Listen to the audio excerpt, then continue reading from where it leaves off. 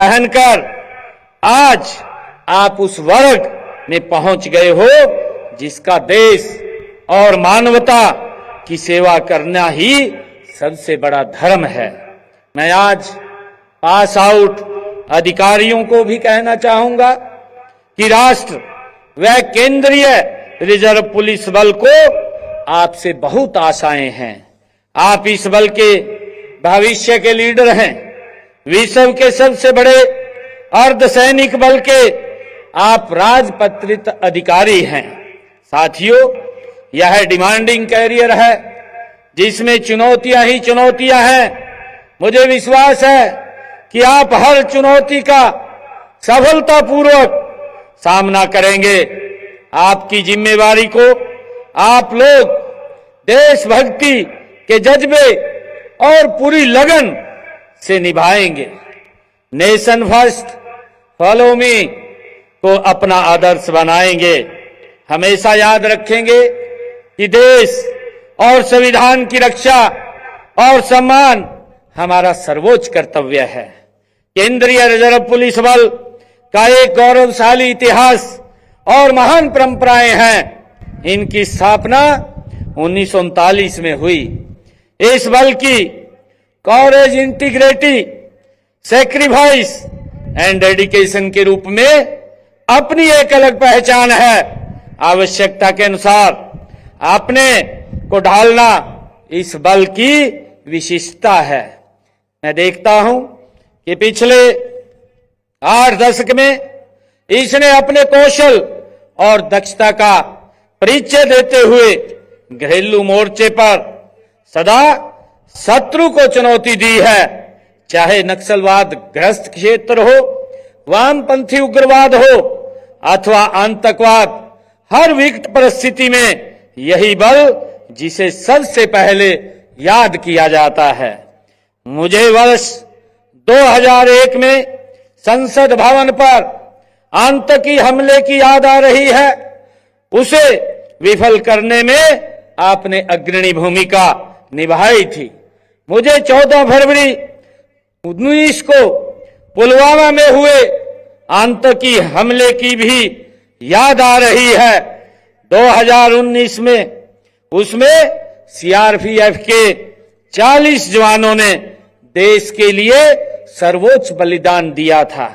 इसी प्रकार आपने राष्ट्र की एकता और अखंडता की रक्षा के लिए बलिदान देने का अनूठा इतिहास रचा है।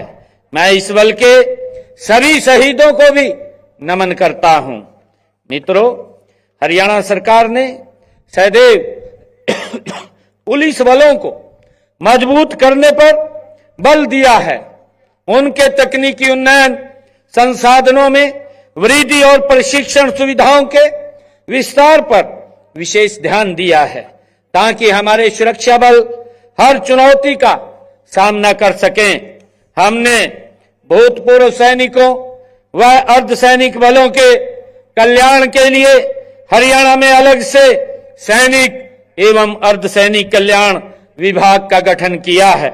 हम सशस्त्र सेनाओं तथा अर्धसैनिक बलों में सेवारत हरियाणा के सैनिकों की शहादत होने पर उनके परिवारों को 1 करोड़ रुपए की आर्थिक सहायता देने का भी हमारी सरकार ने निर्णय किया है। इसके साथ ही उनके परिवार के एक सदस्य को सरकारी नौकरी हरियाणा के अंदर देने का प्रावधान भी हमने उसमें किया है। हमने अब तक हरियाणा के अंदर 415 आश्रितों को हरियाणा सरकार में नौकरी देने का काम किया है। मैं यहां उपस्थित अधिकारियों से यह भी अनुरोध करना चाहूंगा कि आप कानून को गहराई से समझें। कोई भी बदलाव होता है तो उसकी जानकारी भी रखें। पिछले दिनों माननीय प्रधानमंत्री नरेंद्र मोदी जी के नेतृत्व में अंग्रेजों के जमाने से चले आ रहे अनावश्यक कानूनों में बदलाव किया गया है। पहले के कानूनों में कई खामियां थी जो आज की व्यवस्था से मेल नहीं खाती थी। हमने इन कानूनों की जगह नए कानून लागू कर नागरिकों, उनकी संपत्ति सम्मान और उनके संविधान प्रदत्त अधिकारियों की रक्षा करने का काम ये हमने किया है। आपको यह जानने की भी जरूरत है कि कई नई नई तकनीकों का उपयोग अपराधों में भी हो रहा है। इसलिए दुनिया में ज्ञान और तकनीकी से तेजी हो रहे बदलाव की जानकारी होनी चाहिए। इसके लिए कांस्टेंट लर्निंग और रीलर्निंग के प्रोसेस को भी जारी रखा जाए, यही सफलता की कुंजी है। मुझे विश्वास है कि सीआरपीएफ आधुनिकीकरण व सशक्तिकरण की ओर अग्रसर है।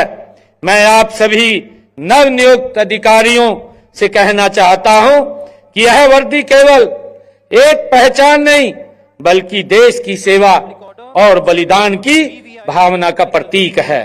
इसे पहनकर आपको न केवल गर्व होना चाहिए बल्कि इसकी गरिमा को बनाए रखने के लिए निरंतर प्रयासरत रहना चाहिए।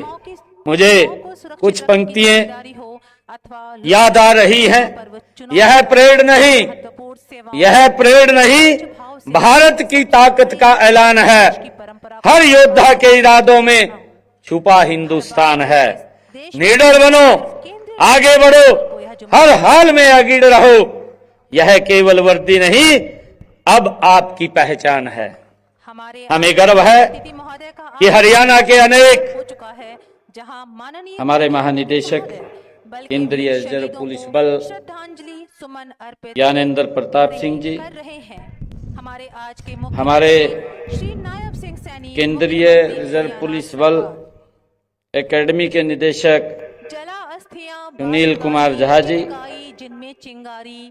तेजपाल तंवर जी, हमारे कोहना के विधायक कमल यादव जी, हमारे जिला के अध्यक्ष, उपस्थित सभी अधिकारीगण, अतिथिगण,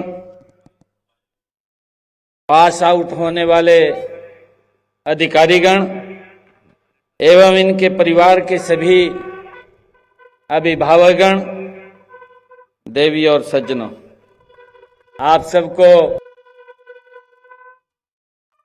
आज मेरे लिए बड़ा ये गौरव का दिन है कि मुझे आज केंद्रीय रिजर्व पुलिस बल के 55वें बैच के नवनियुक्त राजपत्रित अधिकारियों के दीक्षांत समारोह में आकर बड़ी खुशी और गर्व का अनुभव हो रहा है। यह समारोह एक नए अध्याय की शुरुआत का प्रतीक है जो हमारे देश की सुरक्षा और शांति सुनिश्चित करने में अहम भूमिका निभाएगा। सबसे पहले मैं आप सभी नए अधिकारियों को बहुत बहुत बधाई और शुभकामनाएं देता हूं। आपने कड़ी मेहनत, समर्पण, आत्मविश्वास के साथ प्रशिक्षण प्राप्त किया है और इस सम्मानजनक ये स्थान हासिल किया है। आपके द्वारा ली गई राष्ट्र और निष्ठा के संदर्भ में आप सभी को एक सफल, चुनौतीपूर्ण और रोमांचक सेवा यात्रा शुरू करने पर बहुत बहुत बधाई देता हूं, शुभकामनाएं देता हूं। आपको यह भी याद रखना होगा कि आज के दिन आपने राष्ट्रीय ध्वज को पकड़कर और ईश्वर को साक्षी मानकर जो शपथ ली है वह आपको जनता की सेवा कुशलता से करने के लिए जीवन भर प्रेरित करेगी। आपको यह भी याद रखना होगा कि आपके द्वारा